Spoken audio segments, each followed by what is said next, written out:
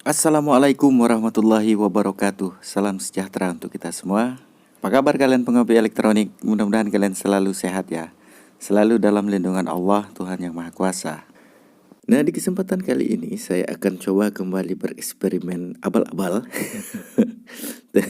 Tentunya ini berkaitan dengan video kita yang lalu ya, tentang mengukur sebuah kapasitas baterai dengan bantuan sebuah dumilot, atau bisa juga dikatakan dengan constant load ya, memberikan suatu hambatan pada baterai agar dia terkuras, agar kita bisa mengetahui kapasitasnya dengan menggunakan rumus tertentu. Nah, di kesempatan kali ini saya coba akan mengukur kapasitas baterai dengan metode constant current ataupun arus tetap. Jadi di video kita kemarin kita menggunakan constant load dengan menggunakan hambatan ya, dumilot ataupun sebuah tahanan. Nah, sekarang kita akan menggunakan constant current, artinya menggunakan arus yang tetap. Jadi di tegangan berapapun nanti voltnya, itu arus kurasnya akan tetap. Dan di sini saya sudah merakit beberapa komponen ya, tentunya untuk menciptakan arus yang tetap untuk menguras baterai yang akan kita uji berapa kapasitasnya.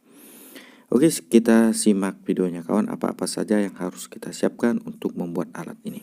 Yang pertama, siapkan sebuah IC LM358, kemudian sebuah potensiometer sebesar 50K, MOSFET RFZ44N, kemudian sebuah resistor 1 ohm sebesar 5 watt sampai 7 watt. Oke, yang seterusnya soket IC 8 pin ya. Ini untuk mempermudah kita untuk menyusun IC-nya di situ, memasang IC-nya. Nanti kita tinggal cabut-cabut aja kalau IC-nya rusak kan. Dalam penyusunan trial dan error ini suatu perakitan kan biasa. Oke, inilah penampakannya saya menyusunnya dan saya rakit, dan setelah itu langsung kita tes ya. Sebelumnya baterai ini telah saya cek menggunakan ziometer dan mendapatkan 607 mAh dalam 1 jam ya. Oke, setelah itu untuk durasi videonya saya pangkas. Ini videonya saya cepatkan ya, jadi berapa kali kecepatan saya juga tahu, pokoknya paling tercepat lah, agar durasi videonya tidak terlalu panjang kawan, karena waktu perekaman ini hampir makan berjam-jam. Oke, saya mendapatkan 1 jam 9 menit. Nah, di arus kuras sekitar 600 mAh ya, saya set itu alatnya tadi di 600 mAh. Sampai di tegangan 2,6 pun dia masih tetap di 600. Sekarang akan kita uji saja. Sekarang kita tulis dia di dalam waktu pengurasan mendapatkan rentang waktu itu di 1 jam 9 menit ya. Ini harus kita konversi dulu sesuai dengan komentar kita ke teman kita kemarin.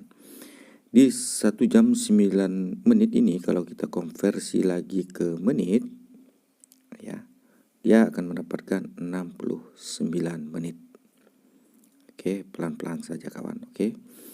Dari 69 menit ini kita kalau mau jadikan ke jam, itu dia mendapatkan 1 jam, 15 ya. Nah, setelah dapat ini baru kita kalikan ke arus kuras yang kita setting tadi. Ini saya menggunakan 600 saja. 600 mAh dalam 1 jam. Oke. Dia mendapatkan arus sekitar 690 mAh per jam. Nah, sedangkan di ziometer itu mendapatkan 607. Sekarang coba saya tulis dulu di bodi baterai ini, 690 mAh per jam. Kalau menggunakan ziometer ini dapat menggunakan 607, dan penghitungan manual secara konstan current itu mendapatkan 690 mAh per jam. Jadi kita total saja selisihnya itu mendapatkan sekitar 83 mAh per jam. Itu tidak terlalu jauh lah selisihnya antara hitung manual seperti ini. Sekarang untuk baterai yang selanjutnya, saya menggunakan baterai yang kecil ampernya saja ya, karena durasi waktunya akan tidak lama. Sekarang saya coba menggunakan baterai 693 mAh. Kalian perhatikan arus kurasnya. Dari awal dia start sampai ke akhir itu akan tetap berada di 600 mAh. Oke, di tegangan 2,6 ya, mendapatkan 1 jam 19 menit. Oke, cepat ya, saya speednya saya cepatkan. Sekarang akan kita hitung ya. Untuk baterai yang kedua dia mendapatkan 1 jam 19 menit, maka harus kita konversi dulu ke menit.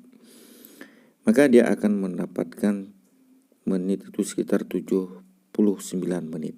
Kemudian kalau kita jadikan jam, maka dia akan mendapatkan sekitar 1 jam 32 ya. Baru kita kali dengan arus kuras masih tetap 600 mA. Oke, sekarang berapa? Dapat totalnya itu sekitar 792 mA. Nah, sekarang kan ziometer itu menghitungnya 693 mA. Sekarang kita hitung selisihnya. Oke, di 99 mA. Kecil selisihnya, bro. Nah, ini menggunakan metode constant current ya, dengan arus yang tetap. Oke. Sederhananya kalau kita perbandingkan constant load dengan constant current, saya gambar dululah grafiknya seperti ini. Oke, jika sudah jadi ini adalah arusnya, kemudian ini adalah waktu ataupun hours ya. Oke, misalkan baterai kita 4,2 volt, untuk arus kurasnya kita cari di 2,6 lah seperti biasa ya. Seperti saya itu 2,6 sesuaikan dengan spek baterai yang kita gunakan. Maka dengan constant load itu arus kurasnya dari 4,2 volt menuju 2,6 itu akan selalu turun. Semakin rendah voltnya, arus kuras itu akan semakin turun. Ya, bisa kita perhatikan di video kita yang kemarin. Itu ini di grafik ini misalnya aja. Misalnya arus kurasnya itu kita start mulai dari 1000 mA, maka dia akan turun terus tuh menuju 2,6. Nah, setelah 2,6 berapa waktu yang kita butuhkan? Itu dapatnya 1 jam. Jadi arus kuras ini rata-rata dari 4,2 menuju 2,6 itulah yang akan kita kalikan dengan 1 jam rata-rata. Dan ini kita harus membutuhkan alat SOC ya, untuk memberikan jumlah waktu rata-rata arus kuras di dalam 1 jam. Jadi video kemarin saya kan mengambil arus kuras yang paling pertama itu, arus kuras pertamanya, dan itu salah. Dan itu kurang ngopi. Karena apa? Karena saya tidak mempunyai alatnya kawan, jadi saya ambil yang paling tertinggi. Jadi metode seperti itu susah sepertinya, karena kita harus mengumpulkan data arus kuras secara rata-rata. Sekarang kita pindah ke constant current, ataupun bisa juga disebut dengan arus tetap. Nah, metode ini sangatlah mudah. Nah, kalau bukan sangatlah mudah ya, tidak ribet. Kurvanya sama juga ya, grafiknya sama. Baterai kita misalnya 4,2 volt, untuk mencari arus kurasnya itu sampai ke volt 2,6 paling bawah. Misalnya saja ya. Jadi karena dia constant current, artinya arus yang tetap. Jadi kita mengurus baterai itu dari 4,2 menuju 2,6 itu dengan arus yang sama. Misalnya kita ambil 500 mA ya, dari 4,2 menuju 2,6. Itu arusnya sama. Jadi berapa jam waktu yang kita lakukan? Misalnya 1 jam. Nah, jadi sederhananya di tegangan 2,6 itu kita dapatkan, tinggal kita kalikan saja 500 mA dikali 1 jam. Itu berapa? 500 mA juga. Nah, kan sederhananya demikian kawan. Ya. Jadi arusnya itu tetap turun voltnya itu arusnya tetap, maka sampai titik 2,6 volt. Nah, barulah kita hitung dengan arus kuras ditambah waktu yang kita butuhkan untuk menuju 2,6. Yang tak kalah pentingnya juga kita harus mengetahui terlebih dahulu dataset baterai kita yang akan kita kuras. Jadi kita tidak main hantam-hantam kawan. Jadi di 3.4 itu ada discharge cut off voltage, itu berada di 3 volt. Jadi voltase batas paling akhirnya itu kita set di 3 volt. Atau kita matikan stopwatch kita pada tegangan 3 volt dia waktu pengurasan itu sudah berakhir ya. Nah, jadi di setiap dataset baterai itu berbeda-beda tentunya. Nah, terus lagi untuk standar discharge current-nya itu di 0,5C. Itu artinya 500 mA. Terus untuk standar kondisi voltage ya. Ini hanya untuk pengetesan sepertinya. Saya kurang understand juga ya bahasa Inggris ini. Di 4.2, nah di situ kan ada standar discharge. Itu current, itu yang bisa paling maksimal itu di 1100 mA. Dan berakhir di 3 volt ya kawan. Jangan melebihi dari standar itu.